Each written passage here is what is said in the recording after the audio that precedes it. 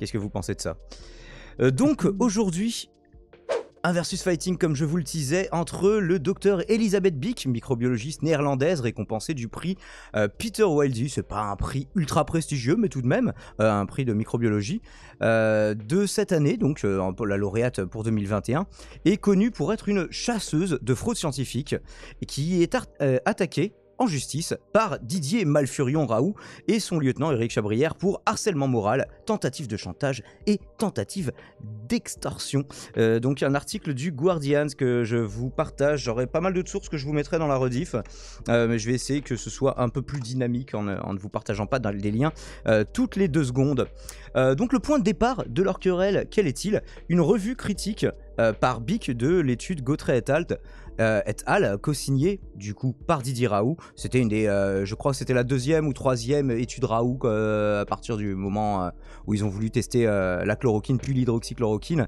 Et en l'occurrence, c'était supposé démontrer l'efficacité de l'association hydroxychloroquine-azithromycine contre la Covid-19. Ce qui, bon, je vous renvoie à la longue playlist qu'on a faite sur le sujet. Dioclo y a pas mal participé. Et donc voilà, ça c'était la revue critique sur Gautret et al. Qui avait partagé Elisabeth Biek, le docteur Elisabeth Biek. Donc c'est pareil, je vous mets le lien, je vous le mettrai dans la rediff. C'était même pas si incisif que ça. Bon, après ça s'est un petit peu clashouillé sur Twitter. Ça s'est un peu tiré dessus à balles réelles, mais des 2 côtés. Mais alors bon, on se dit quand même, harcèlement moral, tentative de chantage et tentative d'extorsion, c'est quand même pas mal. C'est pourtant le grand enchanteur phocéen qui traite le Dr Biek, je cite, lors de son audition au Sénat, de cinglé, de chercheur raté et de chasseuse de sorcières, quand Chabrière, son fidèle second, la qualifie de mercenaire et divulgue même son adresse sur Twitter, donc c'est pas très joli. Ils ont remodifié quand même, ils ont refait un autre tweet derrière où ils ont flouté une partie de l'adresse, en voyant les gens quand même un petit peu scandalisés. Et donc il y a aussi Boris Barbour qui co-administre le site de review scientifique PubPeer, qui est également attaqué pour complicité. Donc ça commence à faire un petit peu de monde et ça commence à être des méthodes limite mafieuses. Donc il y a eu une lettre ouverte de soutien aux lanceurs d'alerte scientifiques qui a été émise et co-signée par l'ami Loni Besançon qui nous avait fait l'amitié de participer à la radio libre à LMCP. Donc je vous montre aussi donc, la lettre ouverte à l'initiative de Loni Besançon qui est décidément sur tous les fronts dans cette affaire. Salut Bélial. Celle avec les patients qui disparaissent. Ouais, il y en avait vraiment qu'une seule avec les patients qui disparaissent. Ouais, je crois qu'il y avait 6 patients à un moment où 4 ou 6 patients où on a arrêté de les suivre. Ouais, mais du coup les statistiques, t'inquiète, ça marche. Je fais des stats avec mon cul comme disait l'autre. Et donc il y a une pétition du même esprit qui a été lancée sur change.org, signée par votre serviteur, et qui recueille déjà plus de 2500 signatures. On va vérifier justement à combien c'en est, parce que quand j'ai écrit ça, c'était cet après-midi. Est-ce que ça a augmenté depuis? Ça a faiblement augmenté, donc je vous la partage. Call to stop the harassment of scientific spokespersons et defenders of science integrity. Donc finalement, voilà, des lanceurs d'alerte dans le domaine médical et scientifique. Et ça, je ne peux pas vous le mettre. Je vous le mettrai en rediff parce que le lien est trop long, malheureusement. Ils sont cons de faire des liens de 260 caractères comme ça. Et bonjour à Laurent Guillou qui nous rejoint à présent. Donc voilà, je vous partage quelques autres... en plus du Guardian, quelques autres publications françaises qui en ont parlé. Malheureusement sur YouTube, il n'y a que des trucs avec des voix de robots synthétiques qui en parlent plus en mode voilà, drama. Mais c'est vrai que c'est dur de traiter des sujets qui impliquent Didier Raoult sous un autre angle que celui du drama. Je ne sais pas ce que vous en pensez. En même temps, cherche le drama, quoi. Oui, et il le cherche ouvertement, quoi. Et il le trouve plutôt pas mal. Et donc un autre article du Monde avec un Didier Raoult avec à peu près le même éclairage, un éclairage inquiétant. Je me demande s'ils l'ont fait en post-prod pour avoir un Didier Raoult plus flippant. Et est-ce que tu avais entendu parler de ça, toi, Dioclo? Non, mais il est toujours fort en campagne marketing, quoi. Il fera toujours parler de lui maintenant. C'est ça qui est fort, en fait. C'est-à-dire que tant qu'on aura cette crise, il sera présent et s'il peut faire du buzz, vendre des livres, parce qu'il vend des bouquins aussi. Donc, Voilà, et s'il peut piquer du pognon ou faire des saloperies, bah ça on le saura selon. Après, c'est à la justice de démêler les histoires, quoi. Après, le C'est pas le sentiment de problème. Didier Raoult d'avoir une vendetta contre lui, c'est qu'elle lui a ressorti aussi des vieilles études où il y avait vraisemblablement des illustrations qui avaient été bidonnées ou qui avaient été reprises d'anciennes publications et faites passer comme étant celles de l'étude.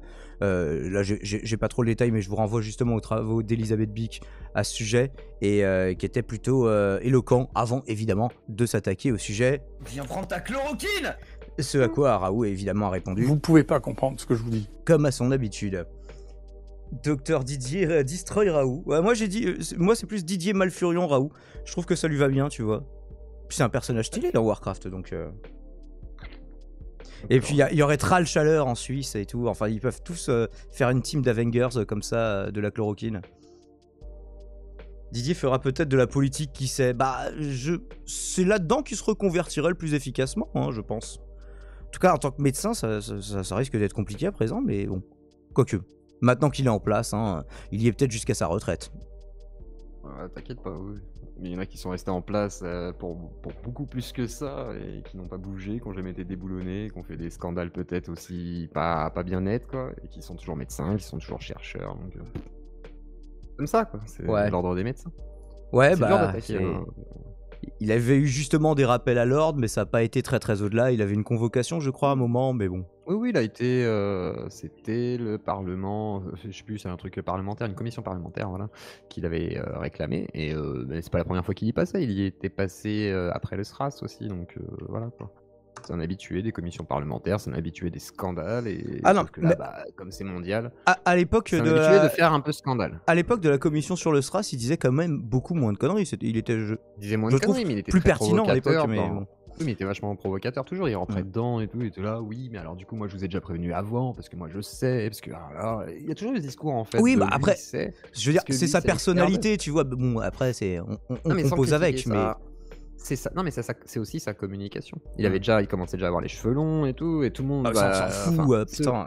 Non, mais pas ça. Il s'est créé aussi un personnage. Il communique avec. On fait tout ça entre guillemets pour se montrer, etc. Il faut quand même le dire. C'est à un moment donné, c'est aussi, ça fait partie de son personnage.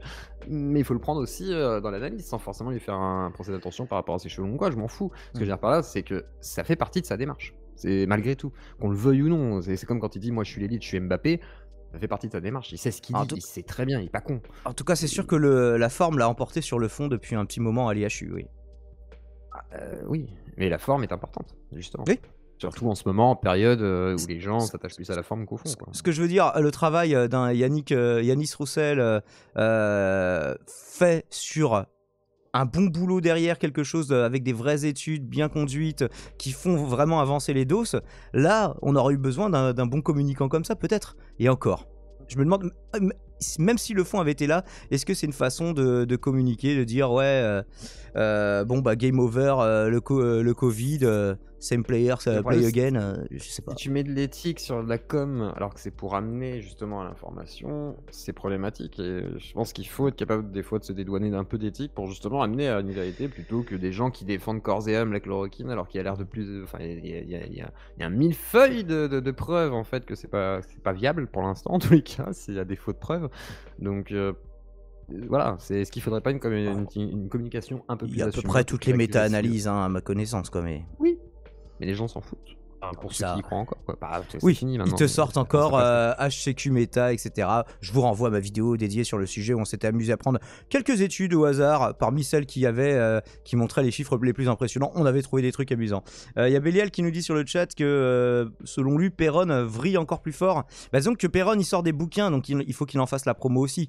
Donc forcément, il est amené à plus faire de drama, parce que ça fera vendre son bouquin, que ce soit parce qu'il a envie pour son ego, pour de l'argent, pour la renommée, pour le prestige, peu importe la raison. Hein.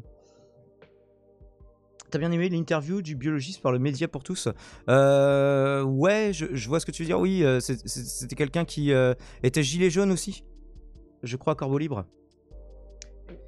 Perron disait pas mal de conneries avant la Covid, notamment sur Lyme. Et d'ailleurs, Perron se faisait clasher par Raoult à l'époque. Hein, Raoult qui disait, non mais le mec, il est parti full conspi. Il se foutait de sa gueule à l'époque, Raoult. Hein. Et là, ils se sont bien rabibochés depuis le début de la pandémie. Il y a des intérêts qui convergent. Hein. Vous l'aviez vu chez Morandini, c'était hilarant. Ouais, je l'avais vu chez Morandini.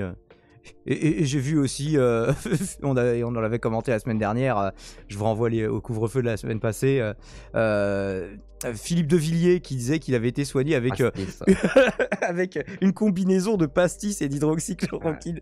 Il avait même donné la posologie et tout, il avait dit un verre à ballon le premier jour et tout. Un vrai verre avec un peu d'eau. Je sais pas, c'est peut-être dans la Nice, enfin, on en est là, hein, c'est vraiment l'herboristerie, hein, tu vois, c'est...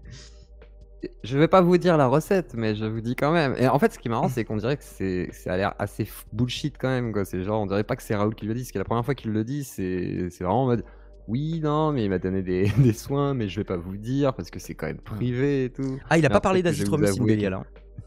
Ah non, sur le coup. Il y avait que HCQ plus pastis, hein. Ah non, attends, ne faut pas changer le protocole Raoult, malheureux. Oh. T'es con. Sous le Covid. Il a 10 sous le Covid, frère. Voilà. Alors. La mémoire du pastis, oui, probablement, Tobio. J'imagine qu'ils arriveront à prouver quelque chose là-dessus. Avec Joyeux, Philippe de Villiers, Tral Chaleur et toute leur team d'éveillés. En tout cas, c'est tout le mal qu'on leur souhaite.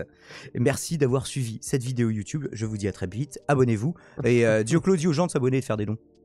Abonnez-vous, faites des dons, pouce bleu, allez sur ma chaîne aussi, pouce bleu, faites des dons. Non, pas de dons, du coup. Alors, si j'ai un Tipeee, bon, on s'en bat les couilles. Faites des dons. Faites des clics, déjà. Abonnez-vous, c'est pas trop mal. Faites des pouces bleus et des bisous. Voilà.